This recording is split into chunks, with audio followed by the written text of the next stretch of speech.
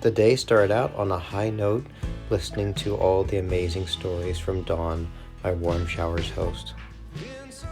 So you've seen babies come through, you said. Yeah, so we had a French couple that came through with their little girl, and they were going from Canada to Mexico, and then going into, I think, Cuba maybe.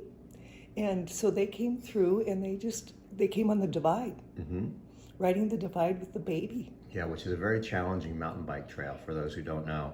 It is, yeah. And and so you know how they divided who took the baby and who took the gear, and just the French couple was amazing.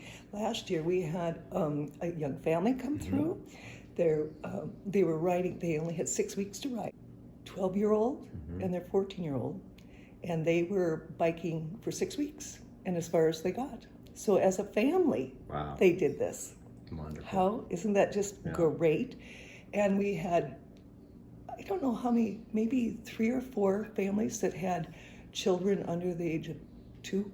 So you've had quite a menagerie of people coming through north, south, east, west, going around the globe. And some of them are maybe just doing park to park. Yep. You know, just going from Glacier National Park to Yellowstone or to the Tetons. There's just a group of 4 guys that were from Iowa, and they're trying to cross every state on bicycle. And they're into like the 28th or 29th state. Jill Oakes, she's a professor of Arctic science up in Winnipeg, the University of Manitoba. And so she's done a lot of bike touring also. But she also is, she's a polar scientist, many papers, and she's the one that also built all those airplanes and flies airplanes. And so she started a study up in the university of women to fly biplanes. So she gets women students there that want to fly and learn how to pilot and help her build an airplane. Amazing. And you can look her up on the internet. Looking at the city of Helena with everything above it, a city park all the way up to the top of the peak.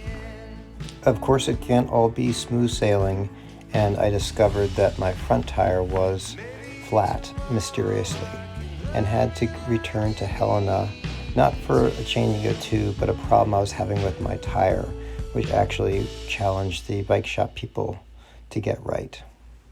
Then it was a late start, much later than I had anticipated on a very hot day. So I let out of Helena at around almost 11 o'clock to cross the Continental Divide to the McDonald Pass, a pretty high one.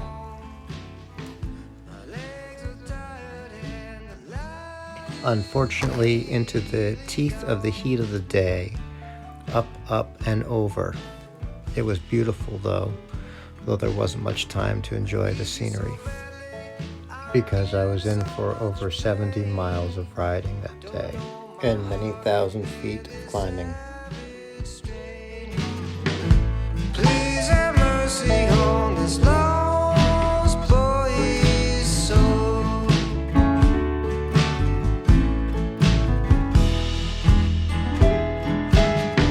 Some days I'm okay, I'm just cruising along, while others I'm losing battered, being kicked like a dog. I don't have you, but I still can love you true.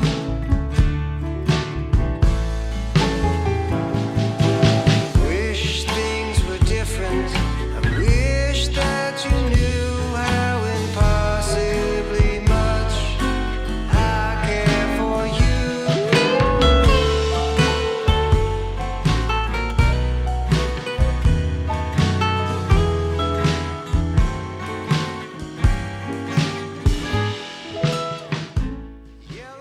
Finally, I reached the small hamlet, if you can call it that, of Helmville, whose only establishment was a saloon called the Copper Queen, which was good enough for me. I was starving, but I would have to wait a bit because they had shut the kitchen down for a special function for 60 women who own bird dogs and were learning how to work with them better. Eventually the food came. I had a beer or two, and that was it for the evening. I asked an old-timer where he would recommend camping, and he suggested right up on the ball field in the one street of the town, which I did, and had a lovely evening.